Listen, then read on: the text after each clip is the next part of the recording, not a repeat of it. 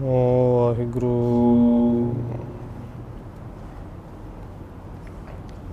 ਇੱਕ ਓੰਕਾਰ ਸਤਿਨਾਮ ਕਰਤਾ ਪੁਰਖ ਨਿਰਭਉ ਨਿਰਵੈਰ ਅਕਾਲ ਮੂਰਤ ਅਜੂਨੀ ਸੈਭੰ ਗੁਰ ਪ੍ਰਸਾਦ। ਜੇਤਾ ਜੀਉ ਪਿੰਡ ਸਭ ਤੇਰਾ, ਤੂੰ ਅੰਤਰਜਾਮੀ ਪੁਰਖ ਭਗਵਾਨ। ਦਾਸਨ ਦਾਸ ਕਹਿ ਜਨ ਨਾਨਕ,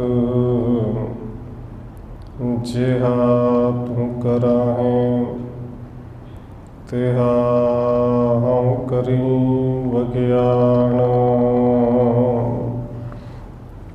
ਸੁਕੋ ਟਲ ਗੁਰ ਸੇਵੀਐ, ਅਹਨਸ ਸਹਿਜ ਸੁਭਾਏ।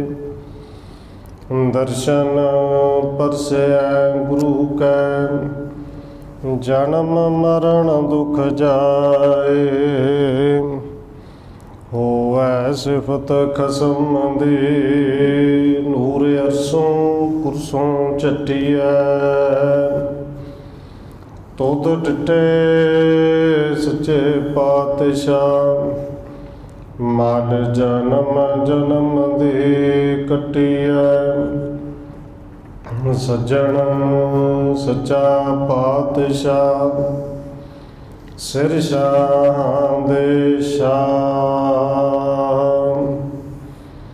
ਜਿਸ ਪਾਸ ਬੈਠਿਆ ਸੋਹੀਐ, ਸਭਨਾ ਦਾ ਵੇਸਾ। ਵਾਹਿਗੁਰੂ ਸਾਹਿਬ ਜੀ।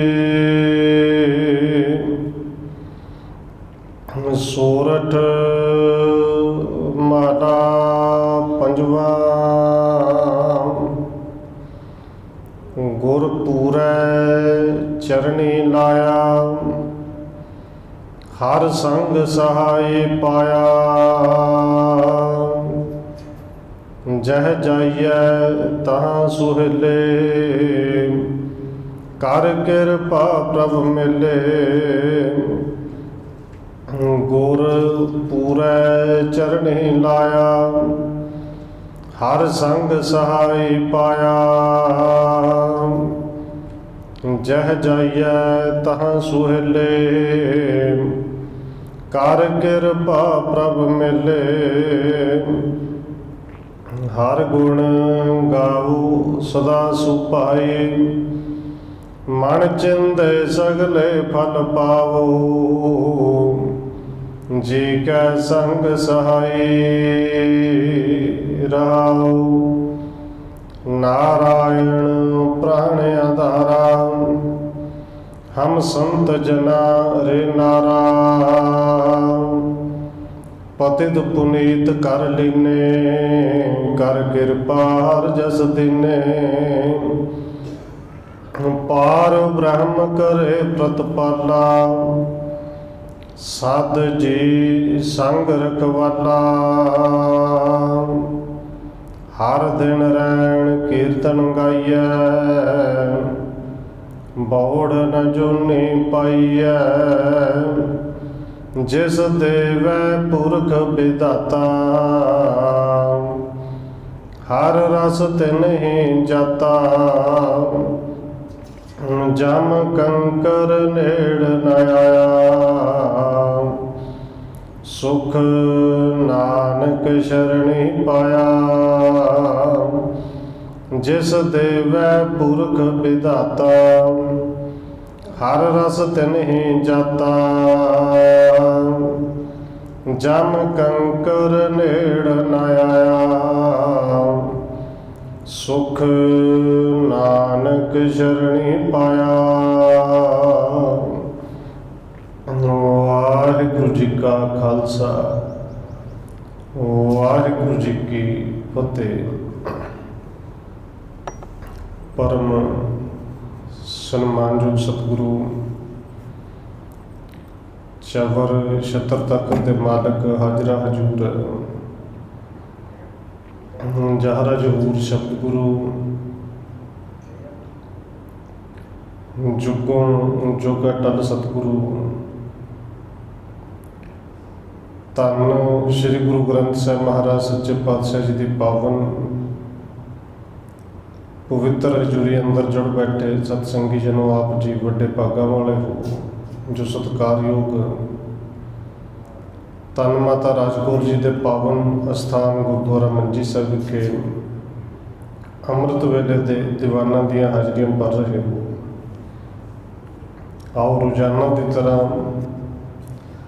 सतगुरु जी के बख्शिश किए हुए पावन हुक्म के विचार के नाल सांझ पाउण तो पहला असीस बख्शिश करो जी।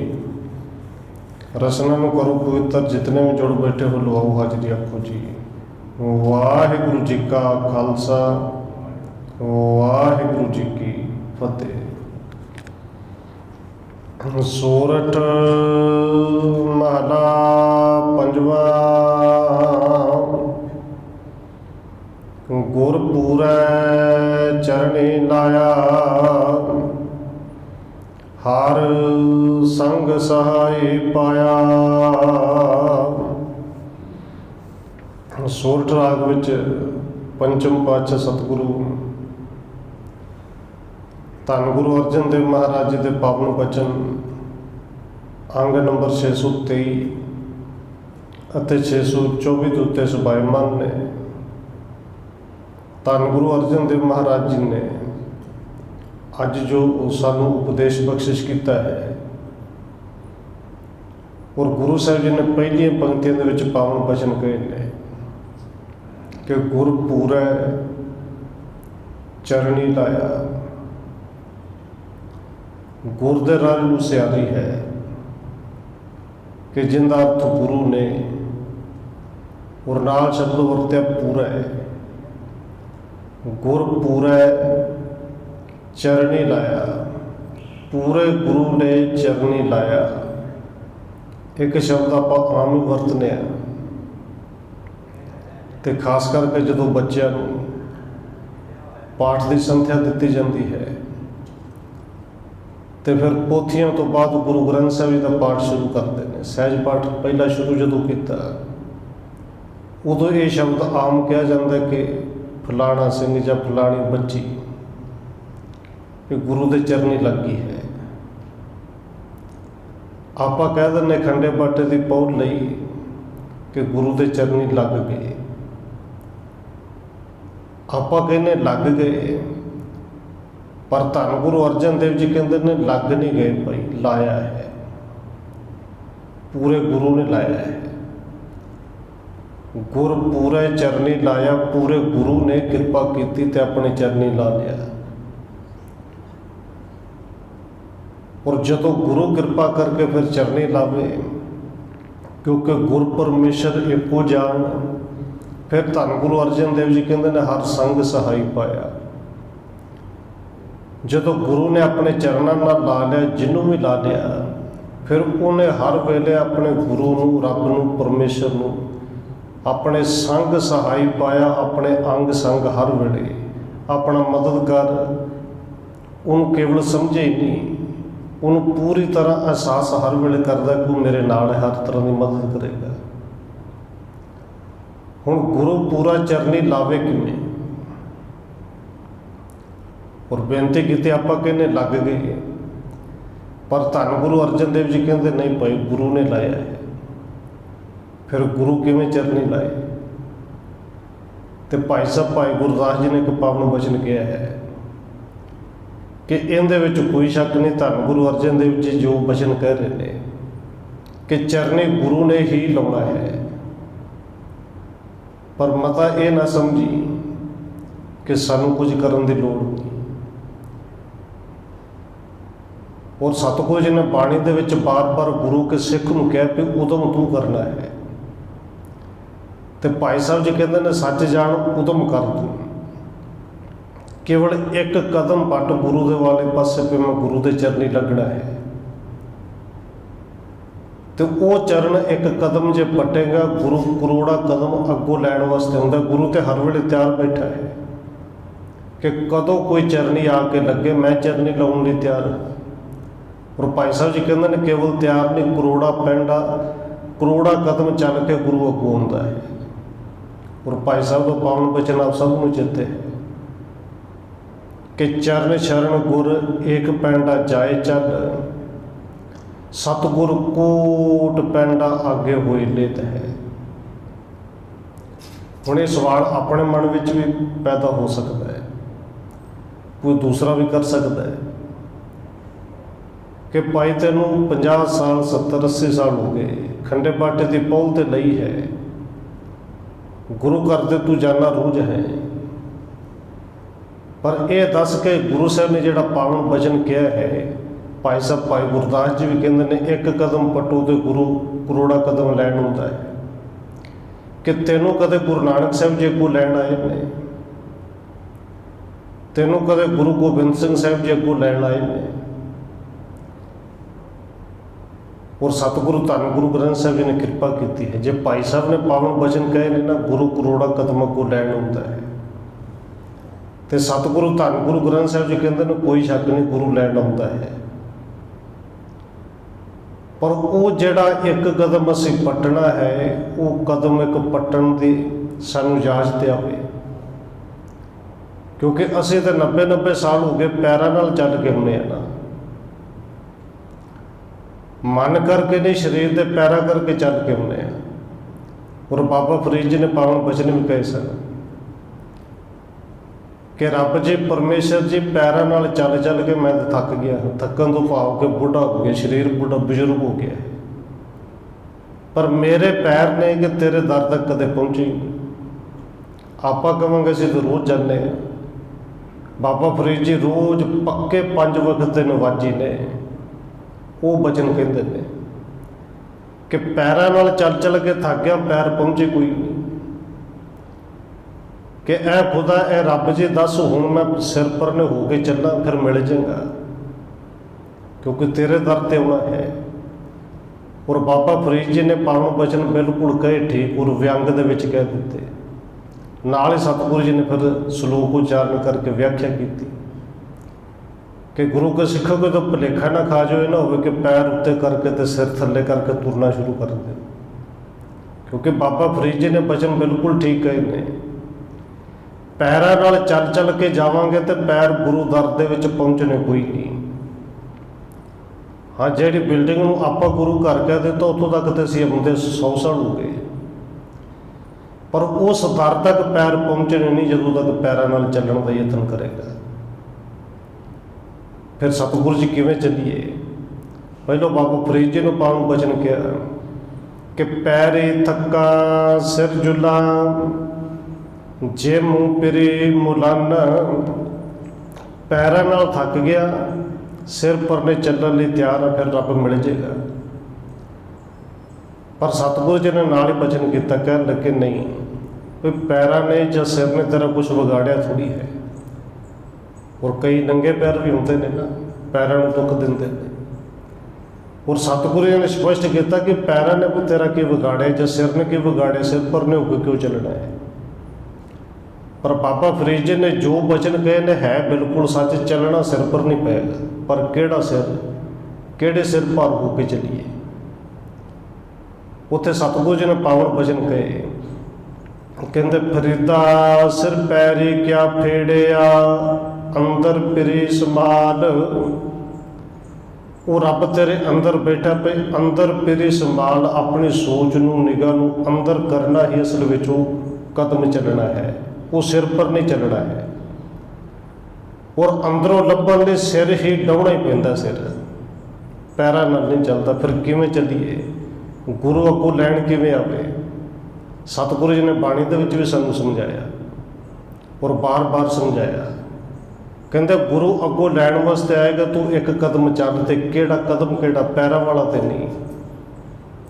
ਉਹ ਸਤਿਗੁਰੂ ਜੀ ਨੇ ਪਾਵਨ ਬਚਨ ਕਹੇ, ਕਹਿੰਦੇ ਇਹ ਤਾਂ ਮਾਰਗ ਚੱਲੇ ਭਾਈੜੇ, ਇਸ ਰਾਹ ਤੇ ਚੱਲ, ਪਰ ਪੈਰਾਂ ਨਾਲ ਨਹੀਂ, ਗੁਰੂ ਅੱਗੋਂ ਲੈਣ ਆਏਗਾ। ਤੇ ਕਿਹੜੇ ਮਾਰਗ ਤੇ ਜੀ?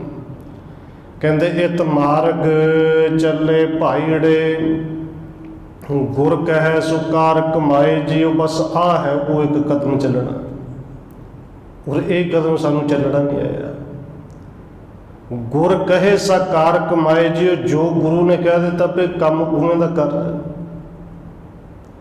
ਪਰ ਵਿੱਚੋਂ ਵਿੱਚ ਜਦੋਂ ਮਨ ਦੀ ਮਰਜ਼ੀ ਅਸੀਂ ਵਰਤ ਲੈਂਦੇ ਹਾਂ, ਫਿਰ ਅਸੀਂ ਕਹਿੰਦੇ ਸਾਨੂੰ ਤਾਂ ਇੰਨੇ ਸਾਲ ਹੋ ਗਏ ਕਦਮ ਚੱਲਦੇ ਆ। ਫਿਰ ਸਾਡੀ ਹਾਲਤ ਕਿਤੇ ਨਾ ਕਿਤੇ ਉਵੇਂ ਦੇ ਇੱਕ ਤੇਲੀ ਦੇ ਬਲਦ ਵਰਗੀ ਹੈ, ਜਿਹੜਾ ਕੋਲੂ ਦੇ 4 ਸਵੇਰੇ ਘੁੰਮਦਾ ਤੇ ਸਾਰਾ ਦਿਨ ਪਰ ਪਹੁੰਚਦਾ ਕਿਤੇ ਨਹੀਂ। ਭਾਈ ਸਾਹਿਬ ਨੇ ਉਦਾਹਰਨਾਂ ਵੀ ਦਿੱਤੀਆਂ ਨੇ ਕਿ ਜੈਸੇ ਤੇਲੀ ਕੋ ਬੈਲ ਜਾਨਤ ਕਈ ਕੋਸ ਚੱਲਿਓ, ਨੈਣ ਉਗਰਤ ਵਈ ਠਾਉ ਹੀ ਟਿਕਾਣੋ ਹੈ। ਕਿ ਅਸੀਂ ਕਦਮਾਂ ਨਾਲ ਚੱਲਦੇ ਵੀ ਰਹੇ ਕਈ ਸਾਲ ਵੀ ਚੱਲਦੇ ਰਹੇ, ਪਰ ਜਦੋਂ ਕਿਤੇ ਸਮਾਂ ਬਣਿਆ ਫਿਰ ਮਨ ਦੀ ਮਰਜ਼ੀ ਕਰ ਲਈ। ਜਦੋਂ ਸਮਾਂ ਬਣਿਆ ਕਿਤੇ ਗੁਰ ਕਹੇ ਸਾਕਾਰ ਕਮਾਏ ਜੀ, ਉਦੋਂ ਕਾਰ ਕਮਾਈ ਨਹੀਂ, ਉਦੋਂ ਮਨ ਦੀ ਮਰਜ਼ੀ ਕਰ ਲਈ ਵੀ ਜਿੰਨਾ ਕੁ ਚੱਲੇ ਉਹਨਾਂ ਫਿਰ ਪਿੱਛੇ ਆ ਗਏ। ਬਸ ਇਹ ਤਾਂ ਕਦਮ ਚੱਲਣਾ ਹੈ ਕਿ ਇਤ ਮਾਰਗ ਚੱਲੇ ਭਾਈੜਾ, ਗੁਰ ਕਹੇ ਸੋ ਕਾਰ ਕਮਾਏ ਜੀਓ। ਤੇ ਸਤਿਗੁਰੂ ਜੀ ਇਹ ਕਾਰ ਕਮਾਈ ਕਿਵੇਂ ਜਾਣੀ ਹੈ? ਕਹਿੰਦੇ ਤਿਆਗੇ ਮਨ ਕੀ ਮਤਲੀ, ਵਿਸਾਰੇ ਦੂਜਾ ਭਾਉ ਜੋ। ਮਨ ਦੀ ਮਤ ਸਤਿਗੁਰੂ ਜੀ ਤੁਸੀਂ ਤੇ ਕਹਿ ਦਿੱਤਾ ਕਿ ਛੱਡ ਦਿਓ ਤੇ ਇੰਨੀ ਸੌਖੀ ਹੈ ਨਹੀਂ। ਸਤਿਗੁਰੂ ਜੀ ਨੇ ਫਿਰ ਪਾਵਨ ਬਚਨ ਕਰਕੇ ਸਾਨੂੰ ਇਹ ਵੀ ਸਮਝਾਇਆ ਕਿ ਹੈ ਸੌਖੀ ਨਹੀਂ। ਸੌਖੀ ਕਿ ਸਭ ਤੋਂ ਔਖਾ ਕੰਮ ਇਹ ਹੈ, ਜਿੱਥੇ ਗੁਰੂ ਸਾਹਿਬ ਦੇ ਕਥਾਂ ਤੇ ਪਾਵਨ ਬਚਨ ਕਹਿੰਦੇ ਨੇ, ਮਨ ਕੇ ਮਤ ਤਿਆਗੋ ਹਰ ਜਨ। ਪਰ ਨਾਲ ਹੀ ਕਹਿੰਦੇ ਨੇ ਇਹ ਹਾ ਪਾਤ ਕਠੈਨੀ ਹੈ ਬੜੀ ਔਖੀ। ਇਹ ਮਨ ਦੇ ਮਤ ਅਸਲ ਵਿੱਚ ਛੱਡਣਾ ਹੀ ਗੁਰੂ ਦੇ ਦਰ ਤੇ ਆਉਣ ਲਈ ਪਹਿਲਾ ਕਦਮ ਹੈ, ਜਿਹਨੂੰ ਭਾਈ ਸਾਹਿਬ ਜੀ ਕਹਿੰਦੇ ਨੇ ਕਿ ਤੂੰ ਇੱਕ ਕਦਮ ਚੱਲ, ਮਨ ਦੀ ਮੱਤ ਛੱਡ, ਗੁਰੂ ਤੇ ਅੱਗੋਂ ਲੈਣ ਵਾਸਤੇ ਆਏਗਾ। ਤਿਆਗੇ ਮਨ ਕੇ ਮਤੜੇ, ਵਿਸਾਰੇ ਦੂਜਾ ਭਾਉ ਜੀਓ। ਇਉਂ ਪਾਵੇਂ ਹਰ ਦਰਸਾਵੜਾ। ਤੇ ਗੁਰੂ ਦਰ ਤੇ ਆਉਣਾ ਕਹਿੰਦੇ ਲਈ ਕਿ ਰੱਬ ਦੇ ਪਰਮੇਸ਼ਰ ਦੇ ਦਰਸ਼ਨ ਹੋਣ, ਜਿਹਨੂੰ ਗੁਰੂ ਸਾਹਿਬ ਜੀ ਕਹਿੰਦੇ ਸਾਰਿਆਂ ਦੇ ਵਿੱਚ ਨੇ। ਬਸ ਇਹ ਕਦਮ ਚੱਲੇਗਾ ਤੇ ਉਸ ਰੱਬ ਦੇ ਪਰਮੇਸ਼ਰ ਦੇ ਜਿਹੜਾ ਤੇਰੇ ਅੰਦਰ ਵਿਆਪਕ ਹੈ ਉਹਦੇ ਦਰਸ਼ਨ ਵੀ ਹੋਣਗੇ। ਇਉਂ ਪਾਵੇ ਹਰ ਦਰਸਾਵੜਾ। ਤੇ ਇਕੱਲੇ ਦਰਸ਼ਨ ਨਹੀਂ ਕਹਿੰਦੇ, ਨਾ ਲੱਗੇ ਤੱਤੀ ਵਾਹ ਜੀ। ਤੱਤੀ ਵਾਹ ਵੀ ਨਹੀਂ ਲੱਗੇਗੀ, ਵਿਕਾਰਾਂ ਵਾਲੀ ਵੀ। ਹੁਣ ਸਤਿਗੁਰੂ ਜੀ ਨੇ ਅੱਜ ਕਿਰਪਾ ਕੀਤੀ ਕਿ ਚਰਨੀ ਕੋਈ ਲੱਗਿਆ ਨਹੀਂ ਜਾਂਦਾ, ਗੁਰੂ ਕਿਰਪਾ ਕਰੇ ਤੇ ਲਾਇਆ ਜਾਂਦਾ ਹੈ। ਗੁਰ ਪੂਰੈ ਚਰਨੀ ਲਾਇਆ। ਤੇ ਜਦੋਂ ਚਰਨੀ ਲੱਗੇ ਕਹਿੰਦੇ ਹਰ ਸੰਗ ਸਹਾਈ ਪਾਇਆ।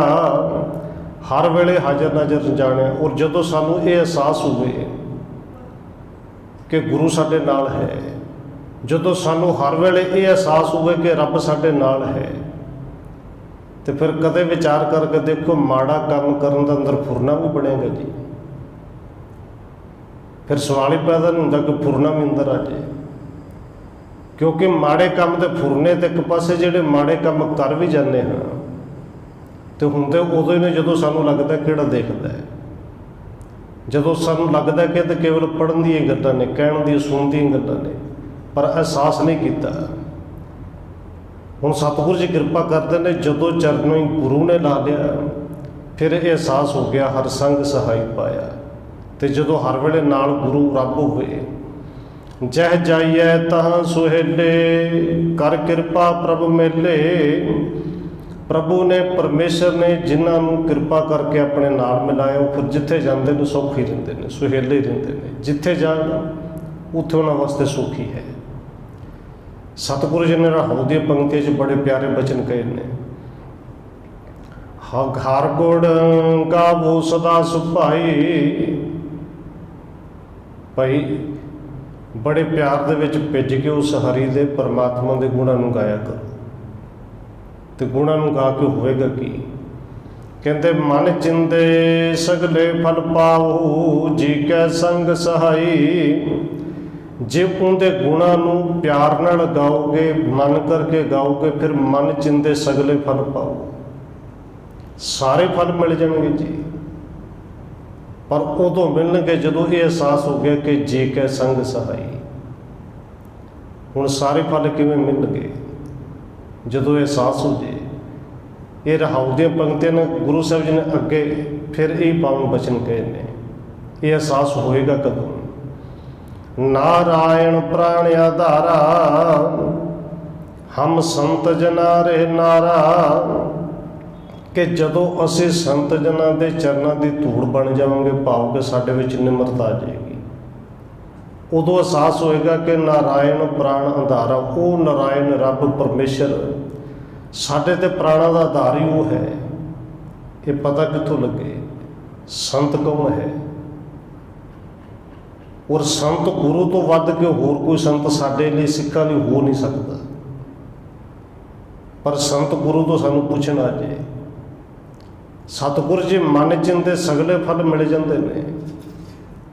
ਔਰ ਗੁਰੂ ਤੋਂ ਅਸੀਂ ਇਹ ਤੇ ਪੁੱਛਣ ਆ ਜਾਂਦੇ, ਅਰਦਾਸ ਬੇਨਤੀ ਕਰਨ ਉਹਨੇ ਅਸਲ ਵਿੱਚ ਪੁੱਛਣ ਨਹੀਂ ਕਿ ਸਾਡਾ ਕਾਰੋਬਾਰ ਨਹੀਂ ਚੱਲਦਾ। ਕਾਰੋਬਾਰ ਬੜਾ ਵੱਡਾ ਹੈ, ਪਰ ਪਤਾ ਨਹੀਂ ਕਿਉਂ ਕਾਰੋਬਾਰ ਵਿੱਚ ਬਰਕਤ ਪੈਂਦੀ ਨਹੀਂ। ਆਉਂਦਾ ਬੜਾ ਕੁਛ, ਜਾਂਦਾ ਕਿਤੇ ਪਤਾ ਨਹੀਂ ਲੱਗਦਾ। ਔਰ ਇਹ ਸਾਡੀ ਆਮ ਹੀ ਸਭ ਦੀ ਹੁੰਦੀ ਹੈ, ਕਾਰੋਬਾਰ ਵੱਡਾ ਹੋਵੇ ਚਾਹੇ ਛੋਟਾ ਹੋਵੇ। ਗੁਰੂ ਸੰਤ ਕੋਲ ਆ ਕੇ ਅਸੀਂ ਅਰਦਾਸ ਬੇਨਤੀ ਤੇ ਕਰਨੇ ਕਿ ਕਾਰੋਬਾਰ ਵਿੱਚ ਵਾਧਾ ਕਿਵੇਂ ਹੋਵੇ, ਬਰਕਤ ਕਿਵੇਂ ਪਵੇ। ਪਰ ਗੁਰੂ ਸਾਹਿਬ ਜੀ ਜੋ ਉਪਦੇਸ਼ ਦਿੰਦੇ ਨੇ, ਉਪਦੇਸ਼ ਅਸੀਂ ਕਦੇ ਧਿਆਨ ਕਰਕੇ ਸੁਣੀ ਨਹੀਂ, ਧਿਆਨ ਕਰਕੇ ਕਿ ਸੁਣਨ ਦਾ ਯਤਨ ਹੀ ਨਹੀਂ ਕੀਤਾ। ਬਸ ਕੇਵਲ ਆਪਣੇ ਗੱਲ ਸੁਣਾ ਕੇ ਚਲੇ ਜਾਂਦੇ ਆ। ਇੱਕ ਸੇਠ ਸੀ, ਵਪਾਰੀ ਹੈ, ਥੋਕ ਦੀ ਦੁਕਾਨ ਹੈ। ਔਰ ਇਸੇ ਤਰ੍ਹਾਂ ਦੀ ਉਹਦੇ ਮਨ ਦੇ ਵੀ ਹਾਲਤ ਇਵੇਂ ਦੀ ਸੀ। ਕਾਰੋਬਾਰ ਬੜਾ ਹੈ, ਪਰ ਪਤਾ ਹੀ ਨਹੀਂ ਲੱਗਦਾ ਕਮਾਈ ਆਉਂਦੀ ਤੇ ਹੈ ਤੇ ਜਾਂਦੀ ਕਿੱਥੇ ਹੈ। ਇਹ ਕਹਿ ਲਈਏ ਕਿ ਕਾਰੋਬਾਰ ਜਿੱਥੋਂ ਸ਼ੁਰੂ ਕੀਤਾ ਉੱਥੇ ਦਾ ਉੱਥੇ ਰਿਹਾ, ਨਾ ਘਟਿਆ ਨਾ ਵਧਿਆ। ਔਰ ਇਵੇਂ ਦੀ ਹਾਲਤ ਸਾਡੀ ਹੁੰਦੀ ਜਦੋਂ ਕਾਰੋਬਾਰ ਨਾ ਚੱਲੇ। ਫਿਰ ਆਮ ਵਹਿਮਾਂ ਭਰਮਾਂ ਵਿੱਚ ਵੀ ਲੋਕੀ ਪਾ ਦਿੰਦੇ ਨੇ ਕਿ ਫਲਾਣੇ ਦੇ ਕੋਲ ਜਾਓ, ਕਾਰੋਬਾਰ 'ਚ ਵਾਧਾ ਹੋ ਜਾਏਗਾ।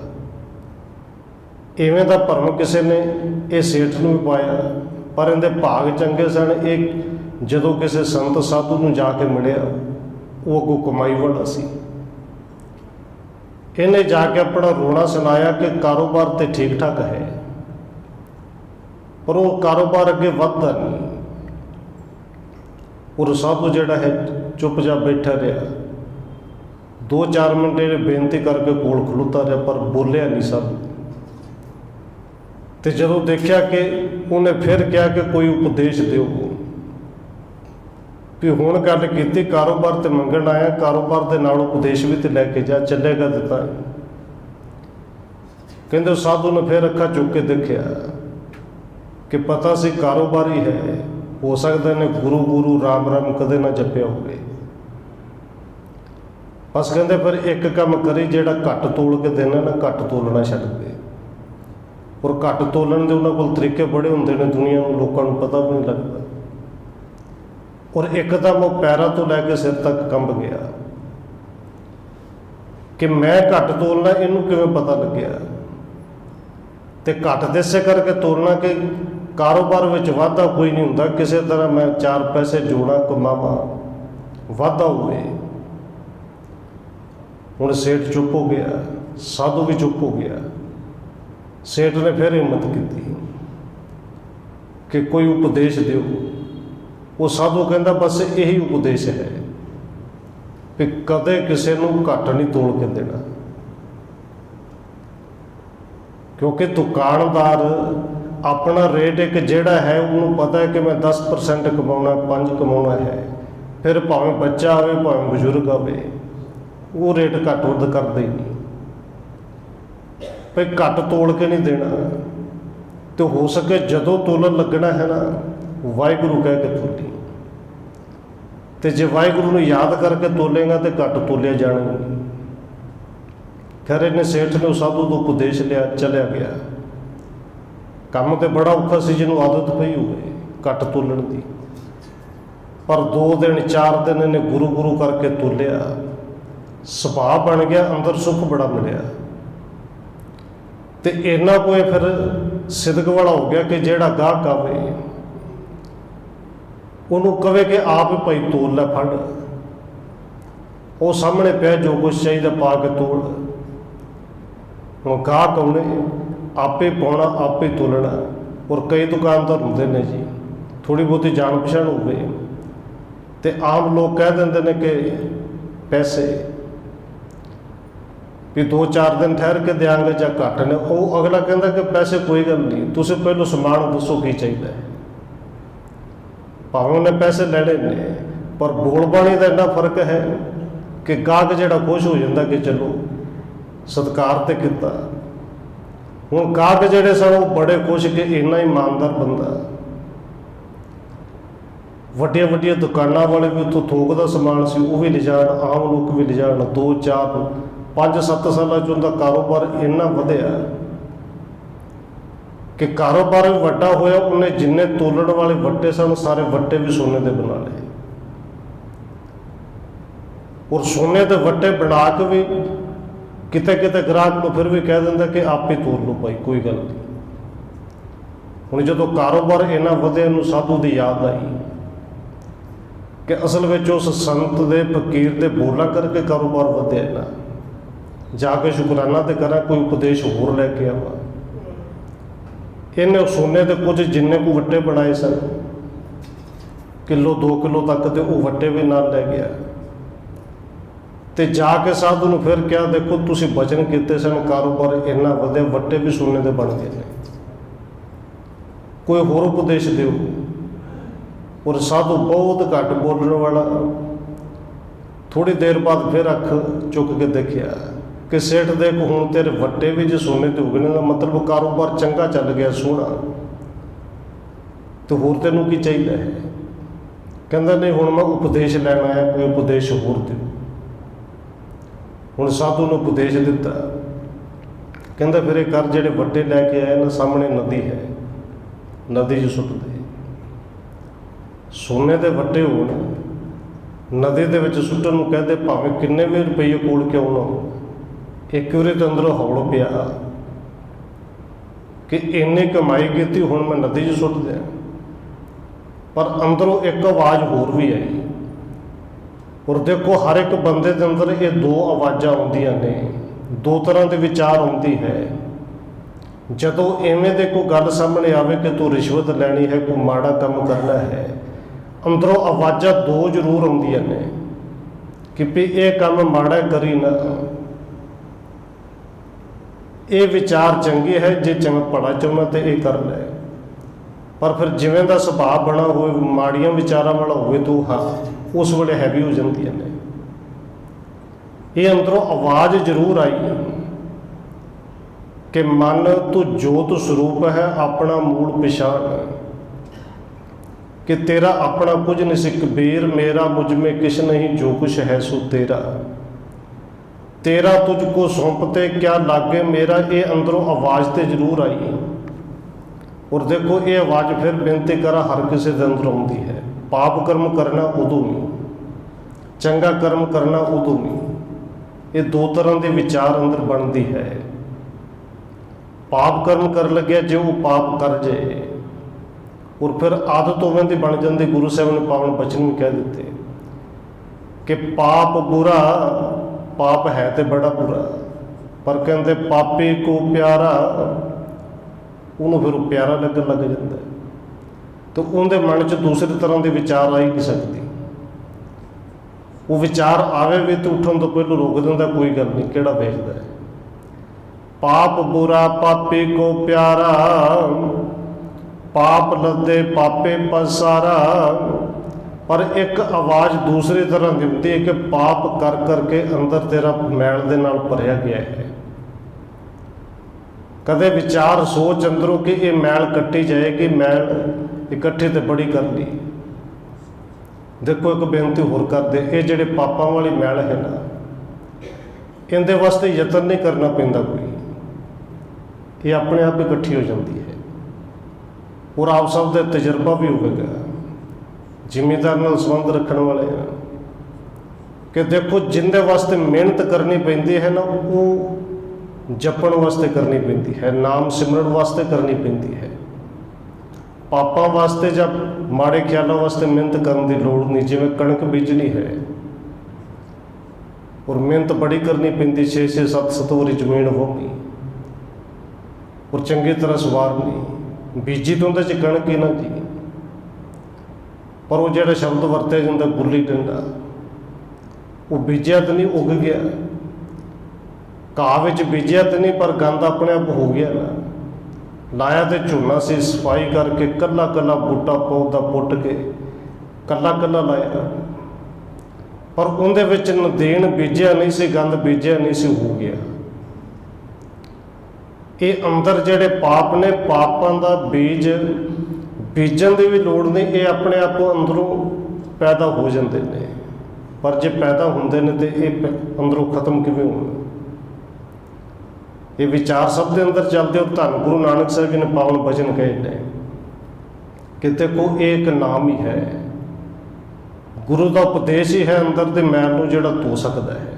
ਸਤਿਗੁਰੂ ਦਾ ਪਾਵਨ ਬਚਨ ਆਪਾਂ ਰੋਜ਼ ਪੜ੍ਹਦੇ ਹਾਂ ਕਿ ਭਰੀਐ ਮਤ ਪਾਪਾ ਕੈ ਸੰਗ, ਤੇ ਇਸ ਤੋਂ ਪਹਿਲੋਂ ਬਚਨ ਹੁੰਦਾ ਹੈ ਭਰੀਐ ਹੱਥ ਪੈਰ ਤਨ ਦੇ, ਪਾਣੀ ਧੋਤਾ ਉਤਰ ਸਖੇ। ਹੱਥ ਪੈਰ ਮਿੱਟੀ ਨਾਲ ਲਿਬੜ ਜਾਣ, ਭਰ ਜਾਣ, ਪਾਣੀ ਨਾਲ ਧੋਈਏ ਸਾਫ਼ ਹੋ ਜਾਂਦੇ ਨੇ। ਇਹ ਉਦਾਹਰਨਾਂ ਦਿੱਤੀਆਂ। ਪਰ ਕਹਿੰਦੇ ਮੂਤ ਪਲੇਤੇ ਕੱਪੜ ਹੋਏ, ਦੇ ਸਾਬੂਨ ਲਈਏ ਉਹ ਧੋਏ। ਕੱਪੜੇ ਮੂਤ ਪਲੇਤੇ ਨਾਲ ਜ਼ਿਆਦਾ ਗੰਦੇ ਹੋ ਜਾਣ, ਫਿਰ ਇਕੱਲਾ ਪਾਣੀ ਨਹੀਂ, ਨਾਲ ਸਾਬਣ ਵੀ ਚਾਹੀਦਾ ਹੈ। ਤੇ ਜੇ ਅੰਦਰ ਮੈਲ ਭਰ ਜੇ ਤੇ ਫਿਰ ਇਕੱਲਾ ਆਪਣਾ ਯਤਨ ਨਹੀਂ, ਗੁਰੂ ਦੀ ਕਿਰਪਾ ਵੀ ਚਾਹੀਦਾ, ਗੁਰੂ ਦਾ ਨਾਮ ਵੀ ਚਾਹੀਦਾ ਹੈ। ਭਰੀਐ ਮਤ ਪਾਪਾ ਕੈ ਸੰਗ, ਉਹ ਧੋਪੈ ਨਾਮ ਕੈ ਰੰਗ। ਉਹ ਨਾਮ ਅੰਦਰੋਂ ਧੋਵੇਗਾ, ਨਾਮ ਅੰਦਰੋਂ ਕੱਟੇਗਾ। ਹੁਣ ਇਹ ਜਿਹੜਾ ਸੇਠ ਸੀ, ਇਹਦੇ ਅੰਦਰ ਵੀ ਉਸ ਵੇਲੇ ਦੋ ਵਿਚਾਰ ਤੇ ਆਏ ਕਿ ਵੱਟੇ ਸੁੱਟਾਂ ਕਿ ਨਾ ਸੁੱਟਾਂ। ਪਰ ਚੰਗਾ ਵਿਚਾਰ ਸੀ ਜਿਹੜਾ, ਉਹਦੇ ਤੇ ਵਿਚਾਰ ਕਰ ਲਈ ਕਿ ਮਨ ਤੋਂ ਜੋਤ ਸਰੂਪ ਹੈ। ਉਹਦੇ ਤੇ ਵਿਚਾਰ ਕਰਕੇ ਇਹਨੇ ਕਿਹਾ ਕਿ ਸਾਧੂ ਦੇ ਕਹਿਣ ਤੇ ਮਿਲੇ ਨੇ ਨਾ, ਜੇ ਇਹਦਾ ਬਚਨ ਹੈ ਤਾਂ ਮਨ ਇਹਦੇ ਵਿੱਚ ਮੇਰਾ ਭਲਾ ਹੋਵੇਗਾ। ਵੱਟੇ ਤੇ ਲੋਹੇ ਦੇ ਵੀ ਖਰੀਦ ਲਾਂਗਾ, ਕੋਈ ਗੱਲ ਨਹੀਂ। ਉਹਨੇ ਉਹ ਸੋਨੇ ਦੇ ਵੱਟੇ ਜਿਹੜੇ ਨਦੀ 'ਚ ਸੁੱਟ ਦਿੱਤੇ, ਵਾਪਸ ਚਲਾ ਗਿਆ। ਔਰ ਜਾ ਕੇ ਉਸੇ ਤਰ੍ਹਾਂ ਜਿਵੇਂ ਦਾ ਉਪਦੇਸ਼ ਪਹਿਲੋਂ ਲਿਆ ਸੀ, ਗੁਰੂ ਗੁਰੂ ਕਰੀ ਜਾਣਾ, ਸੌਦਾ ਤੋਲੇ ਜਾਣਾ, ਕਿਤੇ ਕਹਿ ਦੇਣਾ ਆਪੇ ਤੋਲ ਕੇ ਲੈ ਜਾਓ। 2-4 ਦਿਨ ਪਏ, ਕੋਈ ਦੁਕਾਨਦਾਰ ਨਦੀਓਂ ਪਾਰ ਸੌਦਾ ਲੈਣ ਆਉਂਦੇ ਸਨ। 3-4 ਜਣੇ ਇਕੱਠੇ ਆਏ। ਬੇੜੇ ਤੋਂ ਜਦੋਂ ਥੱਲੇ ਉਤਰੇ, ਪੈਰਾਂ ਦੇ ਵਿੱਚ ਕੁਝ ਚੁੱਭਿਆ, ਔਰ ਜਦੋਂ ਚੁੱਕ ਕੇ ਦੇਖਿਆ ਤਾਂ ਸੋਨੇ ਦੀ ਵੱਟੀ।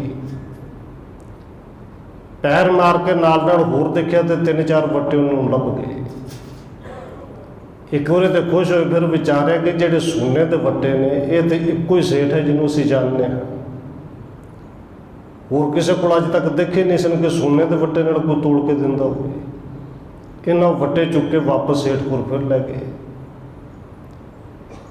ਕਿ ਇਹ ਵੱਟੇ ਤੇਰੇ ਨੇ, ਸ਼ਾਇਦ ਕੋਈ ਚੋਰੀ ਕਰਕੇ ਲੈ ਗਿਆ ਹੋਵੇ, ਉੱਥੇ ਡਿੱਗ ਕੇ। ਹੁਣ ਉਹਨਾਂ ਨੂੰ ਕੁਝ ਨਹੀਂ ਦੱਸਿਆ, ਖੈਰ ਵੱਟੇ ਉਹਨੇ ਰੱਖ ਲਏ। ਵੱਟੇ ਉਹਨੇ ਲੋਹੇ ਦੇ ਲਿਆ ਕੇ ਰੱਖੇ ਸਨ। ਨੌਕਰ ਦੁਕਾਨ ਤੇ ਸੀ ਤੇ ਗ੍ਰਾਹਕਾਂ ਨੂੰ ਕਹਿੰਦਾ ਵੀ ਜੋ ਕੁਛ ਚਾਹੀਦਾ ਤੋਲੀ ਜਾਓ, ਲਈ ਜਾਓ, ਜਿੰਨਾ ਕੋਈ ਹਿਸਾਬ ਕਿਤਾਬ ਬਣਦਾ ਇੱਥੇ ਦੇ ਕੇ ਚਲੇ ਜਾਏ, ਕਿ ਮੈਂ ਹੁਣ ਸੌਦਾ ਆ ਕੇ ਬਾਅਦ ਵਿੱਚ ਹੀ ਤੋਲਾਂਗਾ। ਉਹ ਵੱਟੇ ਲੈ ਕੇ ਫਿਰ ਸਾਧੂ ਕੋਲ ਕਿ ਮੈਂ ਤੇ ਤੁਹਾਡਾ ਹੁਕਮ ਮੰਨ ਲਿਆ ਸੀ, ਤੁਸੀਂ ਉਪਦੇਸ਼ ਦਿੱਤਾ ਸੀ ਵੱਟੇ ਸੁੱਟ ਦਿਓ, ਮੈਂ ਤਾਂ ਸੁੱਟ ਆਇਆ ਸੀ ਸਾਰਾ ਕੁਝ, ਪਰ ਇਹ ਵਾਪਸ ਮੇਰੀ ਦੁਕਾਨ ਤੇ ਫਿਰ ਆ ਗਏ ਨੇ ਔਰ ਸਾਰਾ ਕੁਝ ਦੱਸਿਆ, ਕਿਸੇ ਨੂੰ ਲੱਭੀ ਉਹ ਲੈ ਕੇ ਆ ਗਏ ਨੇ, ਹੁਣ ਕੀ ਕਰਾਂ? ਔਰ ਸਾਧੂ ਕਹਿੰਦਾ ਵੀ ਬਸ ਹੁਣ ਇਹਨਾਂ ਨੂੰ ਲੈ ਜਾ, ਕਰ ਜਾ। ਅਸਲ ਵਿੱਚ ਉੱਥੇ ਸਮਝਾਇਆ ਕਿ ਜਿਹੜੇ ਸੱਚ ਦੇ ਹੱਕ ਦੀ ਕਮਾਈ ਹੈ ਉਹਨੂੰ ਕੋਈ ਪਾਣੀ ਨਹੀਂ ਡੁੱਬ ਸਕਦਾ। ਜਿਹੜੇ ਸੱਚ ਦੇ ਹੱਕ ਦੀ ਕਮਾਈ ਹੈ ਉਹ ਕਿਤੇ ਤੇਰੇ ਤੋਂ ਦੂਰ ਨਹੀਂ ਜਾ ਸਕਦੀ। ਉਹ ਜਿਹੜੀ ਤੇਰੇ ਹਿੱਸੇ ਦੀ ਤੇਰੇ ਕੋਲ ਆ ਜਾਣੀ, ਉਹ ਪਾਣੀ ਵਿੱਚ ਡੁੱਬੀ ਹੋਈ ਵੀ ਆ ਜਾਣੀ ਹੈ। ਔਰ ਇਸੇ ਸੱਚ ਨੂੰ ਗੁਰੂ ਸਾਹਿਬ ਜੀ ਨਾਮ ਧਨ ਕਹਿੰਦੇ ਨੇ, ਸੱਚ ਨਾਲ ਤੇ ਜੁੜਦਾ ਹੈ। ਇਸੇ ਨੂੰ ਧੰਨ ਗੁਰੂ ਨਾਨਕ ਸਾਹਿਬ ਜੀ ਧਰਮ ਦੀ ਕਿਰਤ ਕਹਿੰਦੇ ਨੇ। ਔਰ ਕਈ ਵਾਰੀ ਬੇਨਤੀ ਕੀਤੀ, ਜਦੋਂ ਧੰਦਾ ਕਰਦਿਆਂ, ਕਾਰੋਬਾਰ ਕਰਦਿਆਂ ਗੁਰੂ ਚੇਤੇ ਹੋਵੇ ਨਾ, ਉਹ ਧੰਦਾ ਫਿਰ ਇਕੱਲਾ ਧੰਦਾ ਨਹੀਂ ਰਹਿ ਜਾਂਦਾ, ਉਹ ਧੰਦਾ ਧਰਮ ਬਣ ਜਾਂਦਾ ਹੈ। ਔਰ ਇਹ ਧੰਦਾ ਫਿਰ ਕੇਵਲ ਇੱਥੇ ਨਹੀਂ, ਇਹ ਅੱਗੇ ਦਰਗਾਹ ਦੇ ਵਿੱਚ ਵੀ ਨਾਲ ਜਾਂਦਾ ਹੈ। ਇਸੇ ਨੂੰ ਤਾਂ ਸੱਚ ਕਿਹਾ ਹੈ, ਇਸੇ ਨੂੰ ਤਾਂ ਗੁਰੂ ਸਾਹਿਬ ਜੀ ਨੇ ਪਾਵਨ ਬਚਨ ਕਹੇ ਸਨ ਕਿ ਇਹ ਧਨ ਕੋ ਤਸਕਰ ਜੋਹੇ ਨਾ ਸਕਈ, ਨਾ ਉਚੱਕਾ ਲੈ ਜਾਏ, ਨਾ ਚੋਰ ਨਾ ਡਾਕੂ ਨੂੰ ਛੂਹ ਨਹੀਂ ਸਕਦੇ, ਲਿਜਾ ਹੀ ਨਹੀਂ ਸਕਦੇ। ਫਿਰ ਨਾਲ ਕਹਿੰਦੇ ਨੇ ਇਹ ਹਰ ਤਨ ਜੀਐ ਸਿਤੇ ਰਵ ਰਹਿਆ, ਜੀਏ ਨਾਲੇ ਸਮਾਏ। ਇਹ ਨਾਮ ਦਾ ਰੰਗ ਉਹ ਹੈ, ਇਹ ਧਨ ਉਹ ਹੈ ਜਿਹੜਾ ਬੰਦੇ ਦੀ, ਮਨੁੱਖ ਦੀ ਜਿੰਦ ਜਾਨ ਦੇ ਨਾਲ ਵਸ ਜਾਂਦਾ ਹੈ। ਇੱਥੇ ਨਹੀਂ, ਉਹ ਚੱਲਦਿਆਂ ਵੀ ਨਾਲ ਜਾਂਦਾ ਹੈ, ਇੱਥੋਂ ਜਾਣ ਲੱਗਿਆ ਵੀ ਨਾਲ ਜਾਂਦਾ ਹੈ। ਪਰ ਇਹ ਹਰ ਤਨ ਜਿਹੜਾ ਹੈ, ਇਹ ਸੱਚ ਦਾ ਵਪਾਰ ਜਿਹੜਾ, ਕਿਹੜੇ ਵਪਾਰੀ ਕਿਹੜੇ ਤੋਂ ਮਿਲੇ। ਕਿਤੇ ਸੰਤ ਸਾਧੂ ਸੁਣ ਕੇ ਕਿਸੇ ਡੇਰੇਦਾਰ ਦੇ ਪਿੱਛੇ ਨਾ ਚਲੇ ਜਾਓ। ਗੁਰੂ ਸਾਹਿਬ ਨੇ ਕਿਰਪਾ ਕੀਤੀ ਹੈ ਕਿ ਮੇਰੇ ਗੁਰੂ ਤੋਂ ਵੱਡਾ ਐਸਾ ਵਪਾਰੀ ਕੋਈ ਨਹੀਂ ਜਿਹੜਾ ਤੈਨੂੰ ਇਹ ਸਿੱਧ ਦੇਵੇ। ਕਹਿੰਦੇ ਪੂਰੇ ਗੁਰ ਤੇ ਪਾਈਏ, ਮਨਮੁਖ ਪੱਲੇ ਨਾ ਪਾਏ। ਇਹ ਮਨਮੁਖਾਂ ਵਾਸਤੇ ਨਹੀਂ, ਇਹ ਮਿਲਦਾ ਪੂਰੇ ਗੁਰੂ ਤੋਂ ਹੋ, ਨਾਲ ਕਿਰਪਾ ਕੀਤੀ। ਕਹਿੰਦੇ ਧਨ ਵਪਾਰੀ ਨਾਨਕਾ, ਨਾਮ ਧਨ ਖੱਟਿਆ ਆਏ। ਜਿਨ੍ਹਾਂ ਨਾਮ ਧਨ ਖੱਟਿਆ ਆਏ ਉਹ ਵਪਾਰੀ ਧਨ ਨੇ, ਜਿਨ੍ਹਾਂ ਨੇ ਨਾਮ ਦੇ ਨਾਲ ਇਸ ਧਨ ਨੂੰ ਕਮਾਇਆ, ਖੱਟ ਲਿਆ ਹੈ। ਹੁਣ ਸਤਿਗੁਰੂ ਜੀ ਨੇ ਤੇ ਪਾਵਨ ਬਚਨ ਕੀਤੇ, ਨਾਰਾਇਣ ਪ੍ਰਾਣ ਆਧਾਰਾ, ਹਮ ਸੰਤ ਜਨਾਂ ਰੇ ਨਾਰਾ। ਤੇ ਸੰਤ ਜਨਾਂ ਦੇ ਨਾਰਾ, ਸੰਤਾਂ ਦੇ ਧੂਰ ਦਾ ਅਰਥ ਕੋਈ ਦੇਹਧਾਰੀ ਨਹੀਂ। ਸੰਤ ਗੁਰੂ ਦੇ ਚਰਨਾਂ ਦੀ ਧੂੜ ਦਾ ਮਤਲਬ ਹੈ ਕਿ ਸਾਡੇ ਵਿੱਚੋਂ ਨਿਮਰਤਾ, ਗੁਰੂ ਦਾ ਗੁਣ ਆ ਜਾਏ। ਤੇ ਜਦੋਂ ਗੁਣ ਆ ਜਾਏ, ਕਹਿੰਦੇ ਮੇਰੇ ਗੁਰੂ ਇੰਨੇ ਸਮਰੱਥ ਨੇ, ਪਤਿਤ ਪੁਨੀਤ ਕਰ ਲੀਨੇ, ਕਰ ਕਿਰਪਾ ਹਰ ਜਸ ਦੀਨੇ। ਗੁਰੂ ਨੇ ਕਿਰਪਾ ਕਰਕੇ ਹਰੀ ਦਾ ਨਾਮ ਦਾ ਜਸ ਦਿੱਤਾ ਤੇ ਸਾਨੂੰ ਪਾਪੀਆਂ ਨੂੰ ਵੀ ਪਵਿੱਤਰ ਬਣਾ ਦਿੱਤਾ। ਪਤਿਤ ਪੁਨੀਤ ਕਰ ਲੀਨੇ, ਪਾਰ ਬ੍ਰਹਮ ਕਰੇ ਪ੍ਰਤਪਾਲਾ, ਸਤ ਜੀ ਸੰਗ ਰਖਵਾਲਾ। ਹੁਣ ਜਦੋਂ ਪੂਰੇ ਗੁਰੂ ਨੇ ਕਿਰਪਾ ਕਰਕੇ ਚਰਨੀ ਲਾਇਆ, ਇਹ ਅਹਿਸਾਸ ਹੋ ਗਿਆ ਕਿ ਪਾਰ ਬ੍ਰਹਮ ਕਰੇ ਪ੍ਰਤਪਾਲਾ, ਸਤ ਜੇ ਸੰਗ ਰਖਵਾਲਾ। ਉਹ ਸਾਡੇ ਜਨਮ ਦਾ ਸਦਾ ਹੀ ਰਾਖਾ ਹੈ। ਉਹ ਪਾਰ ਬ੍ਰਹਮ ਪਰਮੇਸ਼ਰ ਸਭ ਦਾ ਪ੍ਰਤਪਾਲਕ ਹੈ, ਸਭ ਦੀ ਪ੍ਰਤਪਾਲਨਾ ਕਰਦਾ ਹੈ। ਇਹ ਫਿਰ ਭਰੋਸਾ ਬਣਦਾ ਨਾ ਜੀ। ਹਰ ਦਿਨ ਰਹਿਣ ਕੀਰਤਨ ਗਾਈਐ, ਬਹੁੜ ਨ ਜੂਨੀ ਪਾਈਐ। ਸਤਿਗੁਰੂ ਜੀ ਕਹਿੰਦੇ ਨੇ ਇਸ ਲਈ ਭਾਈ ਹਰ ਦਿਨ ਰਹਿਣ, ਹਰ ਵੇਲੇ ਕੀਰਤਨ ਗਾਈਏ। ਉਹਦੀ ਕੀਰਤੀ ਨੂੰ ਗਾਉਣਾ ਚਾਹੀਦਾ, ਗੁਣਾਂ ਨੂੰ ਚੇਤੇ ਕਰਨਾ ਚਾਹੀਦਾ ਹੈ। ਤੇ ਚੇਤੇ ਕਰਕੇ ਕੀ ਹੋਏਗਾ, ਕਹਿੰਦੇ ਬਹੁੜ ਨ ਜੂਨੀ ਪਾਈਐ, ਦੁਬਾਰੇ ਜੂਨਾਂ ਵਿੱਚ ਆਉਣਾ ਨਹੀਂ ਪਏਗਾ। ਜਿਸ ਦੇਵੈ ਪੁਰਖ ਵਿਧਾਤਾ, ਹਰ ਰਸ ਤਿਨ ਹੀ ਜਾਤਾ। ਪਰ ਹਰੇ ਦਾ ਜਸ, ਹਰੇ ਦੀ ਸਿਫਤ ਸਲਾਹ, ਜਿਸ ਦੇਵੈ ਪੁਰਖ ਵਿਧਾਤਾ, ਜਿਹਨੂੰ ਅਕਾਲ ਪੁਰਖ ਵਾਹਿਗੁਰੂ ਆਪ ਦੇਵੇ। ਤੇ ਹਰੇ ਦੇ ਨਾਮ ਦੇ ਰਸ ਨੂੰ ਕੇਵਲ ਉਹੀ ਜਾਣ ਸਕਦੇ ਨੇ। ਹਰ ਰਸ ਤਿਨ ਹੀ ਜਾਤਾ, ਜਿਨ੍ਹਾਂ ਨੂੰ ਪਰਮੇਸ਼ਰ ਨੇ ਦਿੱਤਾ ਜਸ ਉਹਨੇ ਜਾਣਿਆ ਨਾ। ਔਰ ਬਾਬਾ ਕਬੀਰ ਜੀ ਨੇ ਪਾਵਨ ਬਚਨ ਕਹੇ ਨੇ ਕਿ ਆਪਣੇ ਗੁਰੂ ਪਰਮੇਸ਼ਰ ਦੇ ਚਰਨਾਂ ਦੇ ਵਿੱਚ ਉਹ ਰਸ ਹੈ, ਉਹ ਅੰਮ੍ਰਿਤ ਹੈ, ਉਹ ਆਨੰਦ ਹੈ ਕਿ ਜਿਹਦੇ ਬਾਰੇ ਬਿਆਨ ਕੀਤਾ ਹੀ ਨਹੀਂ ਜਾ ਸਕਦਾ। ਜੇ ਕੋਈ ਪੁੱਛੇ ਰਸ ਕਿਵੇਂ ਦਾ ਹੈ, ਤੇ ਬਾਬਾ ਕਬੀਰ ਜੀ ਕਹਿੰਦੇ ਨੇ ਭੋਲੇ ਹੋਏ ਗੱਲਾਂ ਪੁੱਛਣੀਆਂ ਨਹੀਂ ਚਾਹੀਦੀਆਂ। ਔਰ ਨਾ ਹੀ ਕੋਈ ਦੱਸ ਸਕਦਾ ਹਕੀਕਤ ਇਹ ਹੈ, ਇਸ ਰਸ ਬਾਰੇ ਕੋਈ ਦੱਸ ਹੀ ਨਹੀਂ ਸਕਦਾ। ਬਾਬਾ ਕਬੀਰ ਜੀ ਦਾ ਪਾਵਨ ਬਚਨ ਆਪਾਂ ਪੜ੍ਹਦੇ ਹਾਂ ਕਿ ਚਰਨ ਕਮਲ ਕੇ ਮੌਜ ਮੈਂ ਕਹੂੰ ਕੈਸੇ ਉਨਮਾਨ। ਇਹ ਰਸ ਚਰਨਾਂ ਕਮਲਾਂ ਦੀ ਮੌਜ 'ਚ ਕਿਵੇਂ ਦਾ ਹੁੰਦਾ ਤੇ ਅੰਦਾਜ਼ਾ ਵੀ ਨਹੀਂ ਲਾਇਆ ਜਾ ਸਕਦਾ, ਕਹਿਣਾ ਕਿੱਥੋਂ ਹੈ। ਫਿਰ ਨਾਲ ਕਹਿੰਦੇ ਨੇ ਕਹਿ ਬੇਕੂ ਸੋਭਾ ਨਹੀਂ, ਦੇਖਾ ਹੀ ਪ੍ਰਵਾਨ। ਹਰ ਰਸ ਤਿਨ ਹੀ ਜਾਤਾ, ਬਸ ਜਿਨ੍ਹਾਂ ਨੂੰ ਇਹ ਰਸ ਚਖਾ ਦਿੱਤਾ ਉਹਨਾਂ ਨਹੀਂ ਜਾਣਿਆ, ਉਹਨਾਂ ਨਹੀਂ ਸਮਝਿਆ। ਜਮ ਕੰਕਰ ਨੇੜ ਨ ਆਇਆ, ਸੁਖ ਨਾਨਕ ਸ਼ਰਣੀ ਪਾਇਆ। ਤੇ ਜਿਨ੍ਹਾਂ ਨੇ ਇਸ ਨਾਮ ਦੇ ਰਸ ਨੂੰ ਚੱਖ ਲਿਆ, ਜਾਣ ਲਿਆ। ਧੰਨ ਗੁਰੂ ਅਰਜਨ ਦੇਵ ਸੱਚੇ ਪਾਤਸ਼ਾਹ ਜੀ ਅਖੀਰ ਤੇ ਕਹਿੰਦੇ ਨੇ ਭਾਈ, ਉਹਨਾਂ ਦੇ ਨੇੜੇ ਦੁੱਖ ਤੇ ਕੀ ਜਮ ਵੀ ਨਹੀਂ ਹੁੰਦੇ। ਜਮ ਕੰਕਰ ਨੇੜ ਨ ਆਇਆ, ਕਿਉਂਕਿ ਫਿਰ ਉਹ ਤੱਤੀ ਤਵੀ ਤੇ ਬੈਠ ਕੇ ਵੀ ਕਹਿੰਦੇ ਨੇ ਕਿ ਦੁੱਖ ਆ ਗਿਆ ਤੇ ਕੋਈ ਗੱਲ ਨਹੀਂ। ਉੱਥੇ ਤੱਤੀ ਤਵੀ ਤੇ ਬੈਠ ਕੇ ਆਪ ਕਹਿੰਦੇ ਨੇ ਕਿ ਤੇਰਾ ਕੀਆ ਮਿੱਠਾ ਲਾਗੇ ਦੁੱਖ ਤੇ ਹੈ। ਫਿਰ ਜੰਮ ਕੇ ਕਰੇਗਾ ਜਦੋਂ ਉਹ ਜਪਣ ਵਾਲਾ ਕਹਿੰਦਾ ਕਿ ਦੋ ਜੋ ਨਰ ਦੁੱਖ ਮੈਂ ਦੁੱਖ ਨਹੀਂ ਮੰਨਿਆ ਆ ਗਿਆ ਤੇ ਅਸੀਂ ਦੁੱਖ ਮੰਨਣਾ ਹੀ ਨਹੀਂ। ਜੰਮ ਮੌਤ ਇਹਨੂੰ ਵੀ ਤਾਂ ਕੋਈ ਦੁੱਖ ਹੀ ਮੰਨਿਆ ਗਿਆ ਨਾ। ਇਹ ਨੇੜੇ ਆਵੇਗੇ ਨੇ ਜਦੋਂ ਸਿੱਖ ਨੇ ਦੁੱਖ ਨੂੰ ਦੁੱਖ ਮੰਨਣਾ ਹੀ ਨਹੀਂ। ਕਹਿੰਦੇ ਜੰਮ ਕੰਕਰ ਨੇੜ ਨੇ ਆਇਆ ਤੇ ਉਹਨਾਂ ਦੇ ਨੇੜੇ ਨਹੀਂ ਆਇਆ ਕਿ ਜਿਨ੍ਹਾਂ ਨੂੰ ਗੁਰ ਪੂਰੇ ਚਰਨੀ ਲਾਇਆ। ਸੁਖ ਨਾਨਕ ਸ਼ਰਣੀ ਪਾਇਆ, ਸਤਿਗੁਰੂ ਜੀ ਕਹਿੰਦੇ ਨੇ ਉਸ ਦੇਵੀ ਸੁਖ ਗੁਰੂ ਦੀ ਸ਼ਰਨ ਵਿੱਚੋਂ ਮਿਲਦਾ ਹੈ। ਔਰ ਧੰਨ ਗੁਰੂ ਅਰਜਨ ਦੇਵ ਜੀ ਨੇ ਕਿਰਪਾ ਕੀਤੀ ਹੈ ਜੇ ਇਹ ਉਪਦੇਸ਼ ਆਪਣੇ ਜੀਵਨ ਦੇ ਤਜਰਬੇ ਵਿੱਚੋਂ ਸਾਨੂੰ ਬਖਸ਼ਿਆ ਹੈ। ਸਤਿਗੁਰੂ ਜੀ ਦੇ ਬਚਨ ਕਿਤੇ ਸਾਡੇ ਹਿਰਦੇ ਵਿੱਚ ਕਹਿਣ ਵਾਲੇ ਸੁਣਨ ਵਾਲਿਆਂ ਦੇ ਹਿਰਦਿਆਂ ਵਿੱਚ ਵਸ ਜਾਣ, ਕੁਝ ਨਾ ਕੁਝ ਕਮਾ ਸਕੀ ਹੋਈਆਂ ਭੁੱਲਾਂ ਦੀ ਖਿਮਾ। ਆਓ 1-2 ਮਿੰਟ ਹੋਰ ਰਸਨਾ ਦੇ ਨਾਲ ਹਾਜ਼ਰੀ ਲਵਾਈਏ, ਫਿਰ ਸਮਾਪਤੀ ਹੈ ਜੀ।